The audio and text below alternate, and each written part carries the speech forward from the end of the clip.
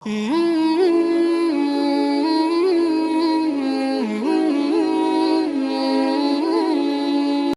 আলাইকুম রহমতুল্লাহি ওবারাকাতুহু। সুপ্রিয় দর্শক শ্রোতা, আশা করি ভালো আছেন, সুস্থ আছেন। আজকের ক্লাসে আমরা পড়ব বাবু জাকাতিল খারেজ। খারেজ মানে খারিজু মিনাল আরদ, জমি থেকে উৎপাদিত ফসলের জাকাতের সিস্টেম কি, কতটুকু উৎপাদিত ফসল হলে তারপরে জাকাত ওয়াজিব হবে, কতটুকু হলে জাকাত ওয়াজিব হবে না, এবং এই বিষয়ে উলামা একরামের মতামত এবং তার বিশ্লেষণ সম্পর্কে আজকে বিস্তারিত পড়ব শরহুল বিকায়া থেকে। আসুন আমরা অতিরিক্ত কথা না বলে আমাদের পড়া শুরু করে দিই। বাবু জাকাতিল খারেজ, হাযা বাবুন ফি বায়ানি আহকামি জাকাতিল খারেজ। এটা খারেজের উৎপাদিত ফসলের জাকাতের বয়ান আহকাম সম্পর্কে অধ্যায়।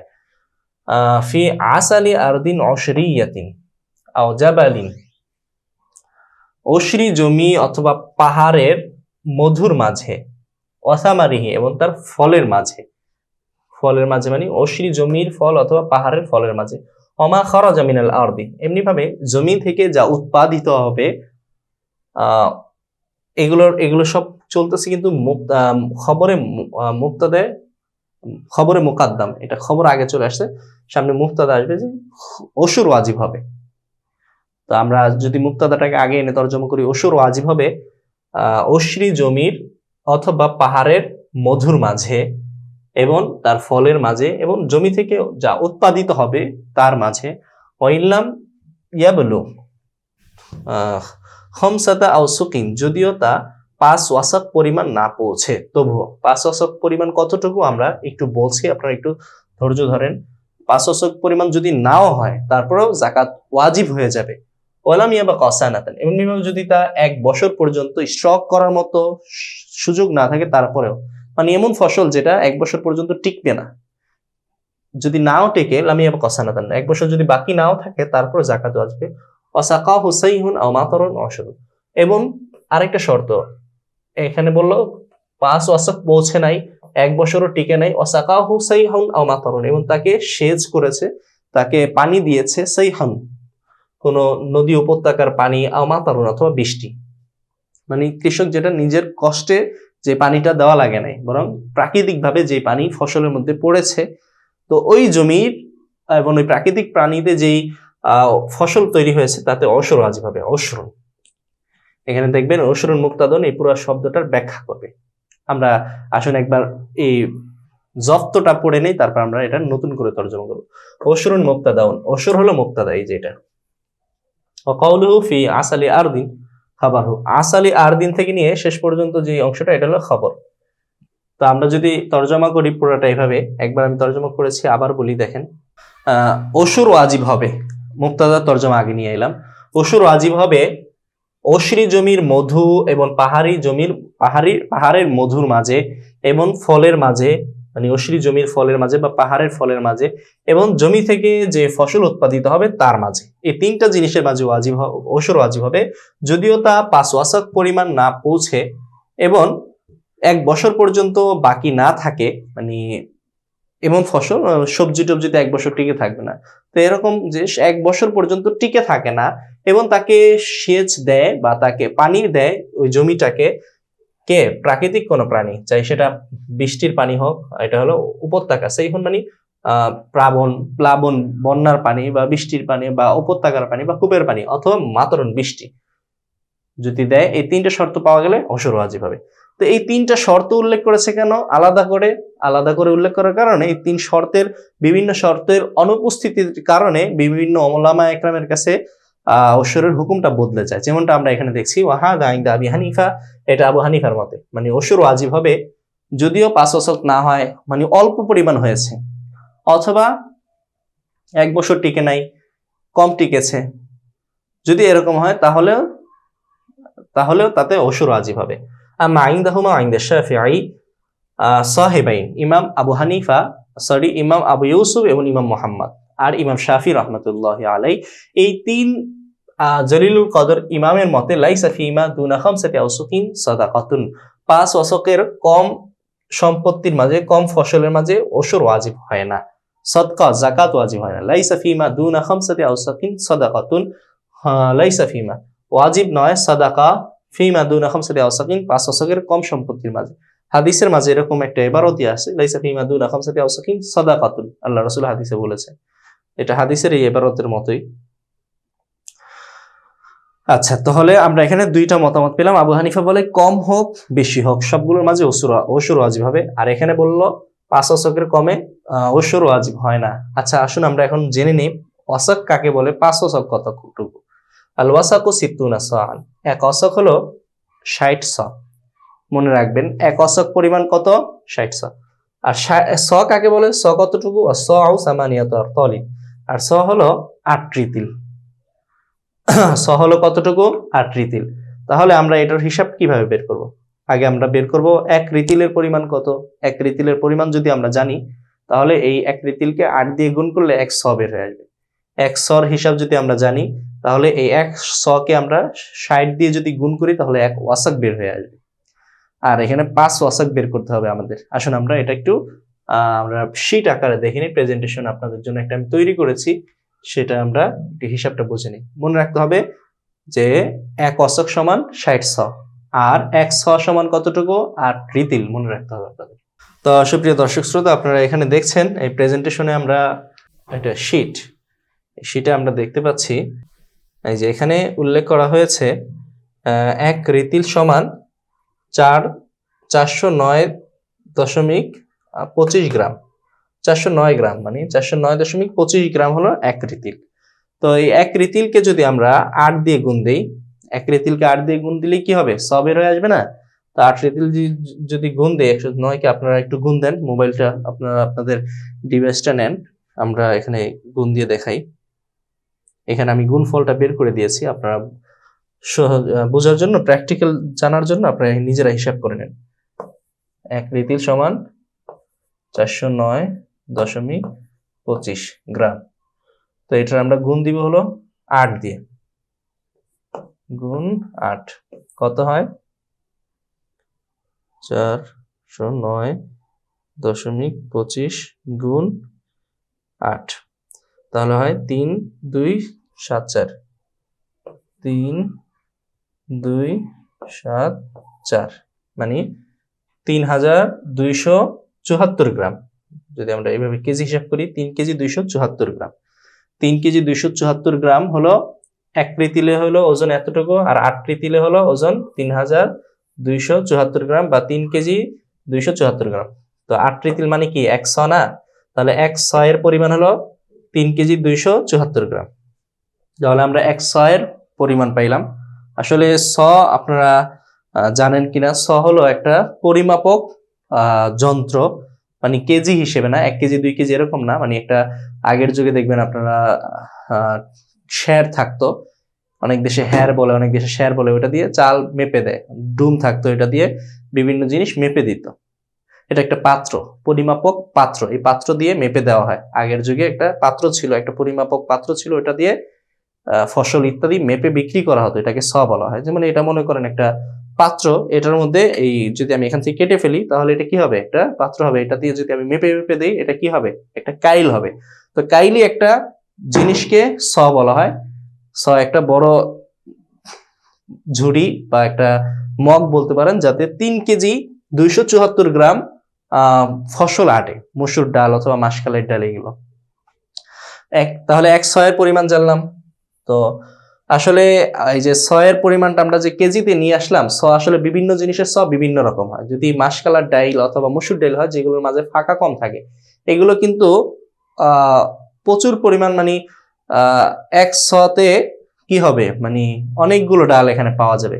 কিন্তু যদি আমরা 1 স মুড়ি রাখি, তাহলে মুড়ি তো যে স যে পাত্রটা আছে, মনে করেন এটাই একটা স, এটার মধ্যে মুড়ি যদি আমরা ভরি, তাহলে মুড়ির ওজনটা যদি আমরা পাল্লায় নিই, তাহলে মুড়ি কয়েক গ্রাম হবে, অল্প কয়েক গ্রাম হবে না? কিন্তু যদি মসুর ডাল রাখি, তাহলে অনেক বেশি ওজনের হবে, তাই না? এমনিভাবে চাল রাখলে।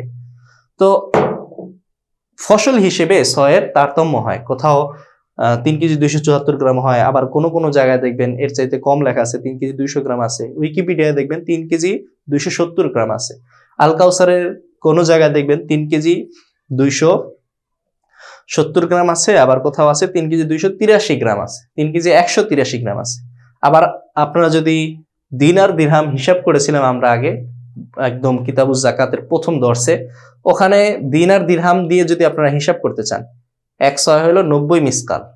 তো এইভাবে যদি হিসাব করতে চান তাহলে 6-এর হিসাবটা ভিন্ন হয়ে যায়, তখন হয় হলো 3 কেজি 149 গ্রাম, 3 কেজি 149 গ্রাম। তো যাই হোক, আমরা এখন বোঝার জন্য, একটা ধারণা নেওয়ার জন্য আমরা এখানে 6 হিসাবটা বের করি, যে এখানে আমরা যদি ধরে নিই 3 কেজি 274 গ্রাম, এটা হলো এর উপরে হবে না, নিচে হতে পারে, উপরে হতে পারবে না, তাই আমরা এই এহতিয়াতান এই বড়টার হিসাব করলাম, নিলাম। তো 3 কেজি 274 গ্রাম 1 পরিমাণ। এখন 60 পরিমাণ আমরা যদি জানি তাহলে 1 ওয়াসাকের পরিমাণ জানবো, কারণ 1 ওয়াসাক সমান 60 সা। এখানে দেখতে পাচ্ছি 1 ওয়াসাক সমান 60 সা। 1 সা-এর পরিমাণ হলো 3 কেজি 274 গ্রাম, এই যেখানে আমরা দেখেছি। তাহলে 1 ওয়াসাক পরিমাণ কতটুকু হবে? তাহলে আমরা এই 1 সা-রে যদি 60 দিয়ে গুণ দিই তাহলে তো 1 ওয়াসাক বের হয়ে আসবে। তো আমরা এখানে 60 সা-কে গুণ দিয়েছি 3 কেজি 274 গ্রামকে। আপনারা একটু মোবাইলে গুণটা দেন, দেখেন আমাদের হিসাবের সাথে মিলে কিনা।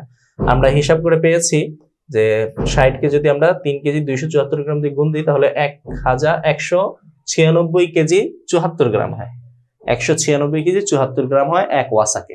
অতএব 1 ওয়াসাক সমান 196.44 কিলোগ্রাম। আচ্ছা, 1 ওয়াসাক যদি হয় হলো 196, আমরা মাসালান 200 কেজি ধরতে পারি 1 ওয়াসাকের পরিমাণ, তাহলে 5 ওয়াসাকের পরিমাণ কত হবে? 1000 কিলোগ্রাম, মানে 1 মেট্রিক টন। 1 মেট্রিক টন হবে, বা 1 মেট্রিক টনের একটু কম হবে, যেহেতু এখানে 196, 4 কেজি কম আছে। আচ্ছা, আমরা একুরেট হিসাবটা বের করি। 1 ওয়াসাক সমান 196.74 গ্রাম, তাহলে 5 ওয়াসাক সমান কত হবে? এইটাকে আমরা 5 দিয়ে গুণ করলে বের হয়ে আসবে 982 কেজি 982.2 কিলোগ্রাম।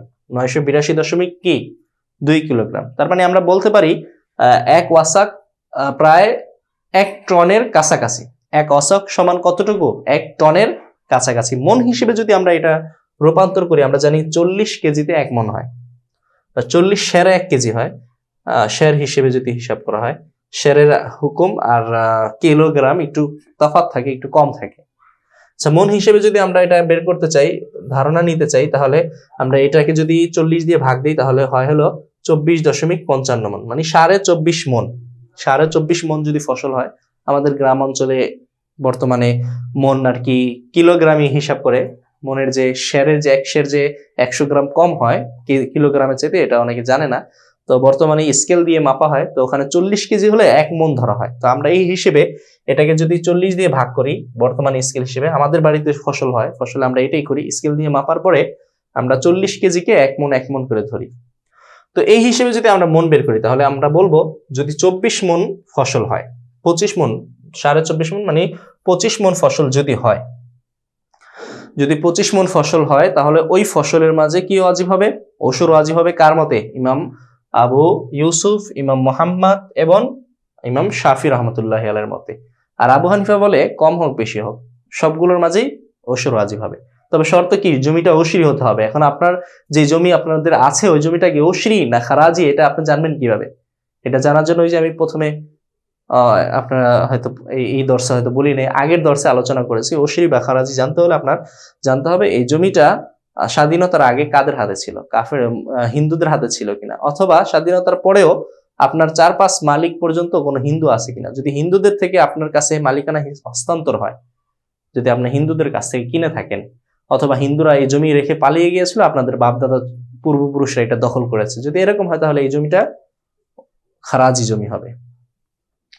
আর যদি এরকম হয় যে এই জমিটা 4-5 পুরুষ আগেও মুসলিমদের হাতে ছিল, তারও আগে মুসলিমদের হাতে ছিল, বাংলাদেশ, ভারত, পাকিস্তান বিভক্ত হওয়ার আগেও মুসলিমদের হাতে ছিল, এমনকি একদম যতদূর পর্যন্ত জানা যায় সবটুকু মুসলিমই ছিল, তাহলে বলা হবে এই জমিটা ইখতিয়ারউদ্দিন মুহাম্মদ বিন বখতিয়ার খিলজি যখন স্বাধীন করেছিলেন, আউয়ালে ফাতাহ, প্রথম বিজয় করেছিলেন, ইসলামকে এনেছিলেন, তখন থেকে মুসলিমদের ধারা এটা চলে আসছে, তাহলে এই জমিটা ওশরি জমি বলা হবে।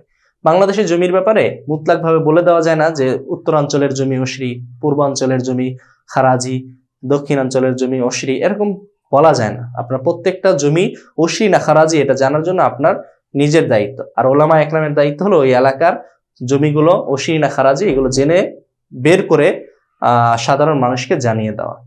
এই ব্যাপারে আমাদের অনেক গাফলতি আছে। আমাদের ওলামা ইকরামদেরকে একটু সতর্ক হওয়া উচিত, সচেতন হওয়া উচিত, এই বিষয়টা নিয়ে একটু ভাবা দরকার এবং এটা নিয়ে একটু গবেষণা করা দরকার। আশা করি আপনারা যারা পড়ছেন আমাদের এখানে, আমার কাছে শুনছেন, আপনারা এটা বাস্তবায়নের ইনশাল্লাহ চেষ্টা করবেন। আল্লাহ তাআলা সবাইকে তৌফিক দান করুন। আচ্ছা, যাই হোক, আমরা ওয়াসাক জানলাম। তাহলে 5 ওয়াসাকের নিচে সদকা ওয়াজিব হয় না, এটা এই 3 ইমাম বলে থাকেন। তো 5 ওয়াসাক কতটুকু আমরা জানলাম, মোটামুটি 1 মেট্রিক টন, 1 টনকে বলা যায় বা 25 মনকে বলা যায়। আচ্ছা, এমনি ভাবে তাদের মতে আবু হানিফার 3টা শর্ত করেছিল। 5 ওয়াসাক না হলেও যাকাত ওয়াজিব হবে, 1 বছর বাকি না থাকলেও যাকাত ওয়াজিব হবে, মানে শাকসবজির মাঝে যাকাত ওয়াজিব হবে। শাকসবজিতে 1 বছর থাকে না। আচ্ছা, তো প্রথমটার মধ্যে আমরা দেখলাম দ্বিমত পোষণ করেছে এই 3 ইমাম। এমনিভাবে দ্বিতীয় বিষয়টাও তারা দ্বিমত করে থাকে, আইদান লাইসা ইনদাহুম ফিল খাজরাওয়াতি সাদাকাতুন। এমনিভাবে এই 3 ইমামের মতে, 3 ইমামের কাছে খাজরাওয়াত মানে শাকসবজির মাঝে সাদকা ওয়াজিব হবে না। যেটা 1 বছর পর্যন্ত টিকে না, ওটার মাঝে সাদকা ওয়াজিব হবে না। ওয়ালা ফিমা ইয়াবকা ওয়ালা ফিমা লাম ইয়াবকা সানাতুন সাদাকাতুন, এবং যেগুলো 1 বছর পর্যন্ত টিকে না তাতেও সাদকা ওয়াজিব হবে না। আচ্ছা, এখন ইমাম আবু হানিফা বলে যে সদকা ওয়াজিব হবে। তারা বলে শাকসবজি ফসলাদি এগুলো সদকা ওয়াজিব হওয়ার অর্থ হলো এগুলো মুসাদ্দিক, যিনি আশের সদকা উসুল করে, তিনি এসে এগুলো উসুল করবে, উসুল করে বাইতুল মালে স্টক করবে, স্টক করে এগুলো ডিস্ট্রিবিউট করবে, মানুষের মাঝে বিলি করবে। তো এইগুলো করতে করতে ফসল তো সব নষ্ট হয়ে একবার পয়সা দুর্গন্ধ ছড়ায় যাব, তাই এই খাজরাওয়াতের মাঝে ওসুর ওয়াজিব হবে না। আবু হানিফা বলেন যে না, আপনারা যেটা ভেবেছেন বিষয়টা এরকম না। ইয়া আলাম আন্না ইনদা আবি হানিফা, আবু হানিফার মতে ইয়াজিবু ফিল খাজরাওয়াতি সাদাকাতুন, ফসলের মাঝে সাদকা ওয়াজিব হয়। ফসল মানে শাকসবজি, খাজরাওয়াত মানে হলো খাজরাওয়াতুনের জমা খাজরাওয়াত, শাকসবজির মাঝে সাদকা যাকাত ওয়াজিব হবে। ইউআদ্দিহাল মালিকু ইলাল ফুকারা, কিন্তু এই ফসলের সবজির যে মালিক সে নিজের হাতে দরিদ্রদের মাঝে এটা বন্টন করে দিবে, ডিস্ট্রিবিউট করে দিবে। লা আন্নাহু ইয়াখুযুহা সুলতান, এরকম না যে সুলতান অথবা সুলতানের নায়েব আশের গ্রহণ করবে তারপরে সে গরিব মানুষকে বন্টন করে দিবে, এরকম না।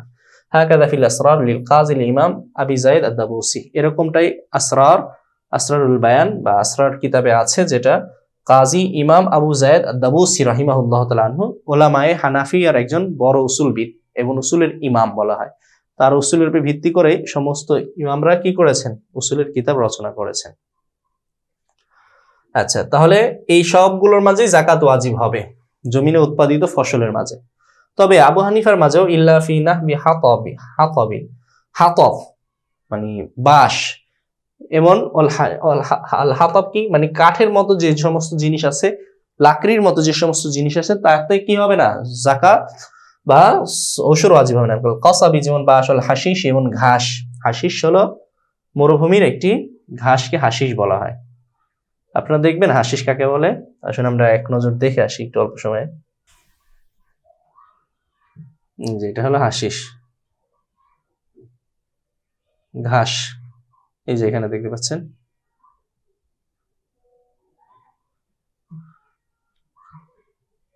হাশিশ ঘাস। আচ্ছা, চলুন আমরা আমাদের ক্লাসে ফিরে যাই। ওয়াফিমা সুকিয়া বিগরবিন আও দালিয়াতিন নিসফু আশরিন, ইতিপূর্বের আলোচনা আমরা জানলাম জমিনের উৎপাদিত ফসলে আবু হানিফা হোক অথবা সাহেবাইন হোক, যা যদি সদকা ওয়াজিব হয় তাহলে অশর দিতে হয়, মানে 10 ভাগের 1 ভাগ দিতে হয়।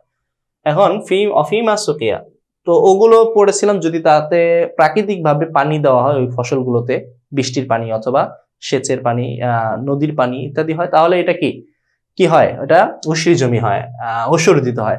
অফিমা সুকিয়া, সব জমি তো আর এই বৃষ্টির পানিতে সেচ দেওয়া হয় না, সব জমিতে আবার নদীর পানি দিয়ে সেচ দেওয়া হয় না। কিছু কিছু জমি আছে যেগুলো কৃষক অনেক দূর থেকে পানি এনে জমিতে দেয়, উড় দিয়ে বা নিজের হাতে করে অথবা কোনোভাবে কোনো প্রক্রিয়া করে নিজে কষ্ট মুজাহাদা করে। ওই জমির ব্যাপারে কি খবর, কি কথা? অফিমা সুকিয়া বিগরবিন, যে সকল জমিতে সেচ দেওয়া হয়েছে বিগরবিন বড় বালতি দিয়ে, গরবিন মানে হলো বালতি, আলিয়াতিন অথবা কোনো চাকি দিয়ে ওই আগের যুগে দেখবেন কিভাবে যেন চাকতি দিয়ে তারা কি করতো, পানি দিত। দেখি আমরা এটা একটু পাই কিনা নেটে, সম্ভবত পাওয়া যাবে খুঁজলে, হয়তো আমরা এখানে দালিয়াতুন, এখানে যদিও আমরা নাও পাইতে পারি তাড়াহুড়ার কারণে, কিন্তু ভালোভাবে খুঁজলে এটা পাওয়া যাবে আশা করি। না সুপ্রিয় দর্শক, এটা পাওয়া যাচ্ছে না। ওটা যদি আর কিছু কিওয়ার্ড চেঞ্জ করে ভিন্নভাবে আমরা সার্চ দিই তাহলে সম্ভবত পাওয়া যেতে পারে, কিন্তু এখন আমরা এটা দেখবো না, দেখতেছি না। চাকতির মাধ্যমে সেচ দেয়, ওটা হলো দালিয়া। আচ্ছা যাই হোক, দালিয়াতি নিসফু অশরিন, যদি সেচ দেওয়া হয় বড় বালতি অথবা চরকির মাধ্যমে তাহলে তাতে নিসফু অশরিন, নিসফু অসর দিতে হবে, অর্থাৎ উৎপাদিত ফসলের 20/1 দিতে হবে। বিলা রাফাই মুআনিল জারআই, মুআনিন মাউনাতুন থেকে, মাউনাতুনের জমা মুআনিন, মাউনাতুন হলো খরচা, ফসলের খরচা বা চাষাবাদ খরচ, এগুলো উঠানো ছাড়াই, এগুলো বাদ দেওয়া ছাড়াই নিসফে ওশর ওয়াজিব হবে, 20/1 ওয়াজিব হবে। অর্থাৎ আপনার যত ফসল হয়েছে, এখানে ফসলের যে কস্টিং আছে, এই কস্টিং বাদ দেওয়া ছাড়াই, মানে কস্টিং সহ আপনার ফসল যেটা আসলো ঘরে, যেটা ঘরে নিয়ে আসলেন, এই মোট ফসলের, সম্পূর্ণ ফসলের 20/1 আল্লাহর রাস্তায় সদকা করতে হবে। তাজিবুল ওয়াজিফাতু, অর্থাৎ এই নির্দিষ্ট অংশ, মানে যে নিসফে ওশর, এটা ওয়াজিব হবে। ওয়াহিয়া ওশরুল, ওয়াজিফা কি? পূর্ণ অংশের ওশর, নিসফু অথবা তার নিসফ, পূর্ণ সম্পত্তির 10/1 অথবা 20/1। 10/1 নিসফ কি হবে? 20/1। লা আন্নাহু মুআনা জারআই, লা আন্নাহু ইরফাউ মুআনা জারআই, এমন না যে ইয়ারফাউ সে উঠিয়ে নেবে, মুআনা জারআই জমিনের কস্টিং বা ফসলের কস্ট ব্যয় এটা উঠিয়ে নেবে, এরকম না। কা আজরিল হাসাদি, যেমন ফসল যারা কেটেছে তাদের পারিশ্রমিক, অনাহবিহি, মানে এই ধরনের আরো পারিশ্রমিক আছে এগুলো। সুম্মা ইউতি ওয়াজিফাতাহু, এরপর ওয়াজিফা বা যেটা ওয়াজিব হয়েছে ওটা পরিশোধ করবে, এরকম না বিষয়টা। ওয়াজিফা কি? ওয়াহিয়া ওশরুল বাকি আও নিসফি, বাকি অংশের ওশর অথবা বাকি অংশের 20/1 অথবা 10/1। বিষয়টা এরকম না, বিষয়টা হলো যত ফসল উৎপাদন হয়েছে এই সব ফসলকে আগে জমা করবে, 20/1 দেওয়ার পরে বা 10/1 দেওয়ার পরে সে এবার হিসাব করবে যে এটা কস্টিং ব্যয় কত, ওশর তো দিয়ে দিলাম শেষ, এরপর কস্টিং ব্যয় খরচ বাদ দেওয়ার পরে সে যতটুকু বেশি থাকবে ওটা তার লাভ ধরা হবে। এরকম না যে আপনি আগে সব ফসল জমা করার পর এটা আপনার মনে করেন 50,000 20,000 টাকা আপনার কস্ট হয়েছে চাষাবাদের, এই কস্টিং খরচটা আলাদা করে তারপরে যতটুকু থাকলো এটার বাকিটার 20/1 বা 10/1 যতটুকু ওয়াজিব হয়েছে এটা দিবেন, এরকম না বিষয়টা। আচ্ছা, বিষয়টা আশা করি বুঝতে পেরেছেন। এরপরে আমরা দেখছি অহুম্মিসা তাগলাবিয়ুন লাহু আরদুন অশরিয়াতুন রাজুলুহু ওয়া তিফলুহু ওয়া উনসাহু সাওয়াউন। হুম্মিসা, 1/5 নেওয়া হবে, তাগলাবিয়ুন, একজন তাগলাবি ব্যক্তির থেকে যার লাহু আরদুন অশরিয়াতুন, অশরি জমি রয়েছে।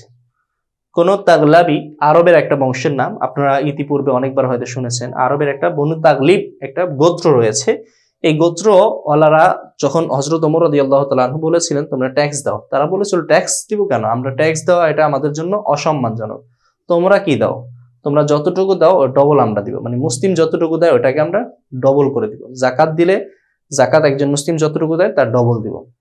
ফয়দায়েশ উৎপাদিত ফসলে যে জাকাত ওয়াজিব হয় ওটার আমরা ডবল দিব। যদি তোমরা 10/1 দাও আমরা 5/1 দিব, আমাদের যত সম্পত্তি হবে এটার 5 ভাগ করে 1 ভাগ দিয়ে দিব। আর তোমরা তো 10 ভাগ করে কি করবা, 1 ভাগ দিবা, আমরা ডবল দিব। তো এটাই বলা হচ্ছে, তারা যে চুক্তি করেছিল, যে সুলাহ করেছিল, সন্ধি হয়েছিল, এই ট্যাক্স বা জিজিয়া, এই সন্ধির ভাবে যদি কেউ সন্ধির মাধ্যমে এটা সমাধান করতে চায় তাহলে সন্ধিতে যেটা ফিক্সড হয়েছে ওইটাই কি করা হয়, নেওয়া হয়। আর যদি ফিক্সড না হয় তাহলে এটার একটা নিসাব আছে, নিসাবটা আমি আপনাদের আগে একবার বলেছিলাম যে যদি সে সচ্ছল হয়, ধনী হয়, তাহলে প্রত্যেকটা যুদ্ধ করতে সক্ষম ব্যক্তির উপর 48 দিনার বছরে, মাসে 4 দিরহাম করে দিতে হয়। আর যদি গরিব হয় তাহলে 24 দিরহাম, মাসে 2 দিরহাম করে। আর যদি গরিব হয়, মানে কাজ করতে পারে, এরকম গরিব খেটে খেতে পারে, তাহলে 12 দিরহাম, প্রতি মাসে 1 দিরহাম করে জিজিয়া দিতে হয়। আর যদি একদম গরিব হয়, কাজ করতে পারে না, তাহলে তার থেকে কিছুই নেওয়া হয় না, বরং রাষ্ট্র তাকে সহযোগিতা করবে। আর এটা হলো যদি সন্ধির মাধ্যমে না হয়, এটা হলো নির্দিষ্ট ওজিফা, নির্দিষ্ট একটা সীমা।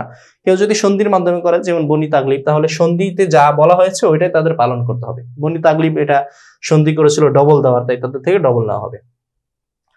হুম্মিসা তাগলাবিয়ুন, তাগলাবি ব্যক্তির থেকে হুমুস নেওয়া হবে, 1/5 নেওয়া হবে, যা যেই তাগলিবি ব্যক্তির আরদুন অশরিয়াতুন অশরি জমি রয়েছে, রজলুহু অতিফলুহু আউসাহু সাওয়াউন, তাদের পুরুষ, তাদের শিশু, তাদের নারী সকলের সমান। অর্থাৎ একজন পুরুষের যদি অশরি জমি থাকে, তার থেকে যেমন 1/5 নেওয়া হয়, তাদের কোনো শিশুর যদি অশরি জমি থাকে, তাহলেও তার পয়দায়েশ, তার উৎপাদিত ফসল থেকেও 1/5 নেওয়া হবে। তাদের নারীদেরও ব্যাপারে একই কথা।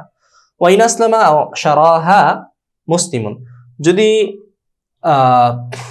যদিও এখানে ইনটা হলো ইনে ওয়াসলিয়া, যদিও তাগলাবি ইসলাম গ্রহণ করে নেয়, অথবা শারাহা মুসলিমুন, অথবা কোনো মুসলিম আও জিম্মিয়ুন অথবা জিম্মি এই জমিটা কিনে নেয়, তারপরেও এই জমি থেকে তাগলাবিদের যে অশরি জমি আছে তা থেকে 1/5 নেওয়া হবে। এ আলাম আন্নাল উশরা ইউখাযু মিন আরাদি আতফালিনা, জেনে রাখো অশর আমাদের শিশুদের জমি থেকেও গ্রহণ করা হয়। অর্থাৎ আমাদের মুসলিম শিশুর জমি থাকে আর ওই জমিতে ফসল হয়, তাহলে তার থেকে অশর নেওয়া হবে, অথবা নিসবে অশর নেওয়া হয়। ফায়ুখাযু দিআফু যালিকা মিন আরাদি আতফালিহিম, তাগলাবিদের ফায়ুখাযু নেওয়া হবে দিআফু যালিকা এর দ্বিগুণ, মিন আরাদি আতফালিহিম, বনু তাগলাবি শিশুদের জমির দ্বিগুণ নেওয়া হবে।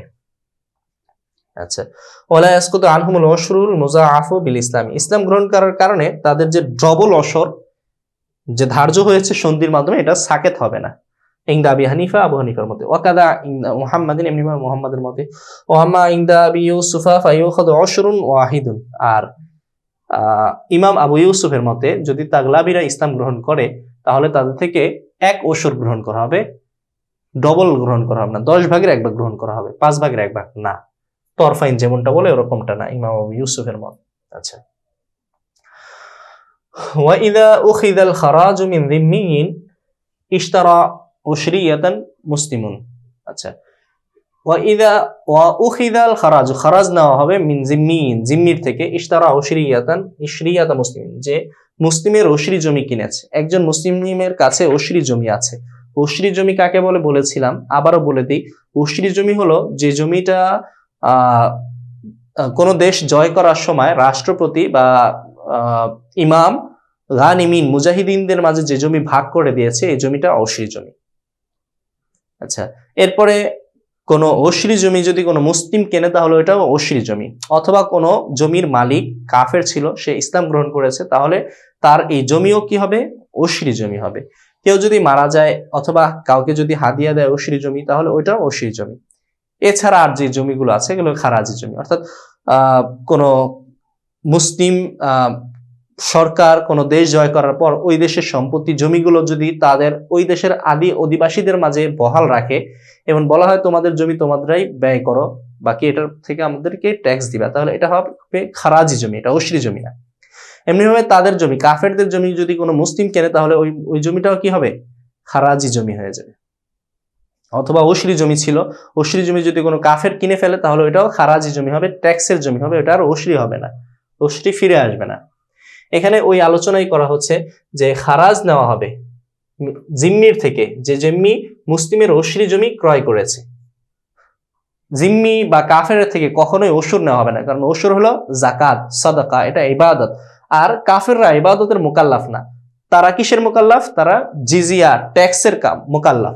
তো খারাজ হলো এক ধরনের জিজিয়া, এই জন্য জিম্মির থেকে কি নেওয়া হবে, জিজিয়া নেওয়া হবে, মানে খারাজ নেওয়া হবে, ওসর নেওয়া হবে না। অশিরা মুসলিমুন আখাযাহা মিনহু বিশুফাআতি, ওসর নেওয়া হবে, অশিরা মুসলিমুন, ওই মুসলিম ওসর দিবে যে আখাযাহা, যে জমিটা নিয়েছে, মিনহু শুফাআতান, কোন জিম্মির কাছ থেকে। এই যে মুসলিম কি করেছে, জিম্মির কাছে জমিটা বিক্রি করে দিয়েছে না, কিন্তু জিম্মির মালিকানা যাওয়ার আগেই ওই জমিটা যদি কোনো মুসলিম কি করে, শুফাআতান নিয়ে নেয়, তাহলে এটা বলা হবে এটা ওসরিই থাকবে, কারণ এখনো কাফের জিম্মায় যায় নাই। কাফের জিম্মায়, কাফের মনে করেন আমি মুসলিম, আমি একটা জমি বিক্রি করে দিয়েছি কি একজন কাফেরের কাছে, একজন হিন্দুর কাছে, কিন্তু আমার পাশে যে মুসলিম ছিল ওই মুসলিম আবার সুফা দাবি করেছে যে এই জমির হকদার আমি, এই জমি তুমি ওর কাছে বিক্রি করতে পারবা না। যদি সে হক দাবিদার সুফা দাবি করে, তাহলে যেই টাকা দিয়ে ওই কাফের কিনেছে ওই টাকা দিয়ে আমার প্রতিবেশী মুসলিম এই জমিটাকে নিয়ে নিতে পারবে, এটাকে সুফা বলে। তো এই যে সুফা দাবি করার কারণে কাফের জিম্মায় কিন্তু এখনো সম্পত্তিটার মালিকানা স্থির হয় নাই। স্থির হওয়ার আগে আরেকজন মুসলিম জমিটাকে কি করলো, নিয়ে নিল, যার কারণে এই জমিটা উশরি থেকে খারাজিতে ডাইভার্ট হতে পারলো না, এর আগে আবার কি হয়ে গেছে, উশরি হয়ে গিয়েছে। এটাই বলেছে যে উশিরা মুসলিমুন, কোন ওই মুসলিম অসুর দিতে হবে আখাদা, যে এই জমিটা ক্রয় করেছে মিনহু কোন কাফের থেকে বিশুফাতিন সুফার মাধ্যমে, আর রুদ্দাত আলাইহি বিফাসাদিল বাইআই, অথবা এই যে এই মুসলিমের কাছেই, প্রথম মুসলিমের কাছেই জমিটা ফিরে এসেছে লিফাসাদিল বাইআই, বাই নষ্ট হয়ে যাওয়ার কারণে, কাফেরের কাছে এখনো মালিকানা হস্তান্তর হতে পারে না, এর আগেই বিক্রিটা নষ্ট হয়ে গিয়েছে, তাহলে ওই জমিটা অবশ্যই থাকবে। ব্যাখ্যা করে বলছে আইন আখাদাহা মিন জিম্মিন সুফাতান, যদি জিম্মির থেকে জমিটাকে নিয়ে নেয় সুফাতান, সুফাহি করে, সুফা কি আমি বলে দিয়েছি আপনাদের, আও ইশতারা জিম্মিয়ু মিন মুসলিমিন আল উশরি, অথবা জিম্মি একজন মুসলিম থেকে উশরি জমি ক্রয় করেছে, কিনেছে, সুম্মা রুদ্দাত আলাল মুসলিমি, কিন্তু ওই জমিটা এরপর আবার মুসলিমের কাছে ফিরে এসেছে, কেন, লিফাসাদিল বাইআই, বিক্রি ফাসেদ হয়ে যাওয়ার কারণে, বিক্রি ফাসেদ হয়ে যাওয়ার কারণে ওই কাফের মালিকানার জমিটা স্থির হতে পারে নাই, আদাত উশরিয়াতান কামা কানা, তাহলে এটা উশরি ফিরে আসবে উশরি হয়ে, যেমন আগে উশরি ছিল। আচ্ছা, যাই হোক, অফি দারিন জুইলাত বুস্তানান খারাজুন ইন কানাত লিজিম্মিন অলি মুসলিমিন সাকাহা বিমাইহি, উশরি এবং খারাজি জমির আরেকটি প্রকার বলছে, ফি অফি দারিন জুইলাত বুস্তানান খারাজুন, ওই জমি, ওই বাড়ি, যেই বাড়িটাকে বাগান বানানো হয়েছে, ওই বাগানে খারাজ ওয়াজিব হবে, বাড়ির মাঝে তো কি ওয়াজিব হয় না, খারাজ ওয়াজিব হয় না বা অবসর ওয়াজিব হয় না, কিন্তু এটাকে যদি চাষাবাদের উপযুক্ত বানায় ফেলা হয় তাহলে তাতে খারাজ ওয়াজিব হয়। তো যদি একটা বাড়িকে বাগান বানানো হয় তাহলে খারাজ ওয়াজিব হবে, শর্ত কি, ইনকানাত লিজিম্মিন, যদি ওটা জিম্মির হয়, কারণ জিম্মির সম্পত্তি মানেই হলো তাতে কি খারাজ ওয়াজিব হওয়া, ওসর ওয়াজিব হওয়ার জন্য শর্ত হলো মুসলিম হতে হবে। আচ্ছা, অলি মুসলিমের, অথবা মুসলিমেরই ছিল জমিটা, সাকাহা বিমা ইহি, কিন্তু এটা সেচ দিয়েছে বিমা ইহি, খারাজি জমির পানি দিয়ে, বিমা আয়ে বিমা ইল খারাজ, খারাজি পানি দিয়ে ওটাকে সেচ দিয়েছে, অর্থাৎ কাফের একটা কূপ ছিল, ওই কূপের পানি দিয়ে, অথবা কাফের একটা নদী খাল ছিল, ওই খাল থেকে সেচ দিয়েছে, তাহলে এটা কি হবে, খারাজি সম্পত্তি বলেই গণ্য হবে। উশরি জমিকেও যদি কি করা হয়, খারাজি পানি দিয়ে সেচ দেওয়া হয়, তাহলে ওইটা কি হয়ে যায়, খারাজি হয়ে যায়। ওয়াইসাকা আবিমা ইল উশরি উশিরা, আর যদি এই জমিটাকে কি করা হয়, মুসলিমের, যদি জমিটা মুসলিমের হয় আর খারাজি পানি দিয়ে সেচ না দিয়ে উশরি পানি দিয়ে যদি সেচ দেওয়া হয়, তাহলে তাতে ওসর ওয়াজিব হবে, ওসর নেওয়া হবে, কারণ এটা মুসলিমের জমি এবং কাফের কোনো অংশ এতে ব্যবহার হয়নি।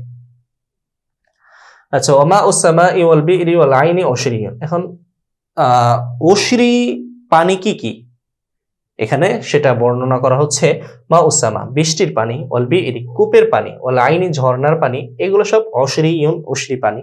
ওমা ও আনহারিন হাফারাহাল আজিমু, আর যে নদী বা যে খাল খনন করেছে আজমিরা, ওই পানি হলো খারাজিয়ুন খারাজি পানি। আজমিরা যে খাল খনন করেছে আরব ভূমিতে, ওই খালের পানি কি হবে, খারাজি পানি হবে। কানাহারি ইয়াজদাজির, যেমন ইয়াজদাজিরদের নহর বা খাল, ইয়াজদাজির এটা সাসানি বা পারস্যের একজন সম্রাট ছিল, যে ইসলামের প্রথম যুগেই সে মারা গিয়েছিল, ইসলামের যুগ পায় নাই, তো সে একটা আরব উপদ্বীপে একটা খাল খনন করেছিল, তার এই খালটা কি উশরি জমি। 4 নম্বর হাসিয়া কি বলে একটু দেখি আমরা এখানে, তার ব্যাপারে কিছু বলেছি কিনা। নিসবাতুন ইলা ইয়াজদাজার ইবনে কিসরা, কিসরা ছিল ইয়াজদাজার, মিন মুলুকি ফারেস, পারস্যের সম্রাট রাজা, ওহ আখির মুলুকিহিম, এটা হলো পারস্যের সর্বশেষ বাদশা। ফাররা মিন বাইনি ইয়াদাই ইবনে আমির, আমির ইবনে আমির রাদিয়াল্লাহু তাআলা আনহুর হাত থেকে পালিয়ে গিয়েছে, ইনদামা ইফতাহা ফারিস, যখন ফারেসরা পরাজিত হয়েছিল। কত কতালাহু আহলু মারুসিনা, আহলু মার মার এলাকার অধিবাসীরা তাকে হত্যা করেছিল ইয়াজদাজিরকে। তো এই ইয়াজদাজির এটা হলো সাসানি বা পারস্য সাম্রাজ্যের সর্বশেষ রাজা ছিল, তো তাকে সে একটা কূপ খনন, নহর খনন করেছিল, এটা হলো, এই নহরের পানিটা হলো উশরি খারাজি পানি। অনাহবিহি, এবং এই ধরনের আরো যে নদী আছে, ওয়াকাদা সাইহুন জাইহুন, এমনি সাইহুন জাইহুন ওয়াদাজলাতু ওয়াল ফুরাতু ইনদা আবি ইউসুফা, এইগুলো সব আবু ইউসুফের মতে খারাজি জমি, অউশরিউন ইনদা মুহাম্মদ, আর মুহাম্মদ রাহমাতুল্লাহি আলাইহির মতে এই সাইহুন জাইহুন দাজলা ফুরাত, এই 4টা নদী, এই নদীর পানিগুলো উশরি।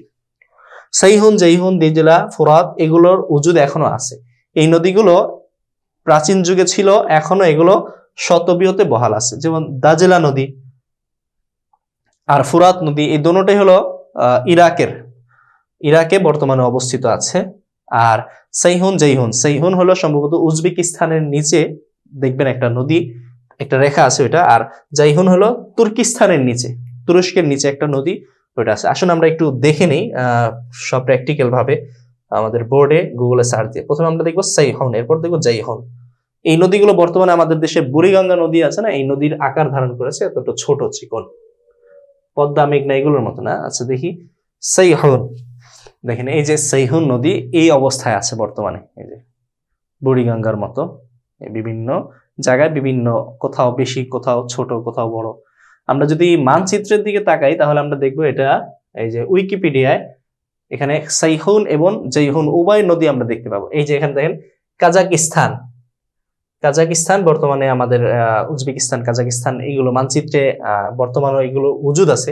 রাশিয়ার নিচেই হলো কাজাকিস্তান। এই কাজাকিস্তানের এই যে দেখেন এই যে সবুজ রেখাটা, এই সবুজ রেখাটা হলো সেইহুন নদী, যেটা হলো সেইহুন নদী। এই যে এখানে আমরা সেইহুন দেখতে পাচ্ছি। আর উজবেকিস্তান বা তুর্কমেনিস্তান, আফগানিস্তানের উপরে যে তুর্কমেনিস্তান আছে এটার উপরে বা উজবেকিস্তানের নিচে যেটা আছে এই যে জাইহুন, এটা হলো জাইহুন নদী। আসলে আমরা জাইহুন নদীর বর্তমান হালতটা একটু দেখি। এখানে সাইহুন ছিল, আমরা এটারে জিম বানিয়ে দিব, জাইহুন, এন্টার। যেটা হলো জাইহুন নদীর আকৃতি, এই যে এখানে দেখতে পাচ্ছেন নাহরু জাইহুন, পাহাড় পর্বত ঘেরা এই ছোট্ট চিকন নদীটা হলো জাইহুন নদী। এই যে এখানে বিশাল লম্বা করে দেওয়া আছে, বুড়িগঙ্গার চাইতে অনেক ছোট আকার ধারণ করেছে বর্তমানে জাইহুন নদীটা। এরপর আমরা দেখবো কি দাজলা। দাজলা তো অনেক মশহুর এবং হাদিসে অনেক জায়গা আছে দাজলা নদীর কথা। এই যে দাজলা বিশাল নদী, বর্তমানে একবারে বুড়িগঙ্গার মতোই দেখতে। শহর ইরাক শহরের, বাগদাদ শহরের চারিদিকে শহর, মাঝখানে এই দাজলা নদীটা, আমাদের বুড়িগঙ্গার কায়েম মাকাম ধরতে পারি আমরা এটাকে। যদি আমরা মানচিত্রে দেখি তাহলে এই যে এটা হলো দাজলা আর এটা হলো ফুরাত। দাজলার সাথেই একদিক দিয়ে লাগানো ফুরাত নদী। আচ্ছা ফুরাত নদীর আমরা বর্তমান আকৃতিটা দেখি। ফুরাত নদী হলো এইটা, এই যে পদ্মার মতো অনেক জায়গা আছে, ফুরাত নদীটা একটু বড়।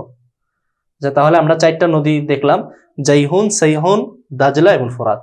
সেইহুন জাইহুন এটা হলো উজবেকিস্তান, কাজাকিস্তান, আফগানিস্তান ওই সমস্ত এলাকায়। আর জাইহুন, দাজলা, ফুরাত এই দুটোটা হলো বাগদাদে বা ইরাকে। তো এই চারটা নদী ইমাম আবু ইউসুফ বলেন এগুলো হলো খারাজি। এই নদী থেকে যদি কোনো জমিতে সেচ দেওয়া হয় তাহলে ওই জমিটাও খারাজি জমি বলে গণ্য হবে। ইমাম মোহাম্মদ রহমতুল্লাহ আলাইহি বলেন এগুলো অশরি জমি। এগুলো থেকে যদি কোনো জমিতে সেচ দেওয়া হয় তাহলে ওই জমিটা কি হবে?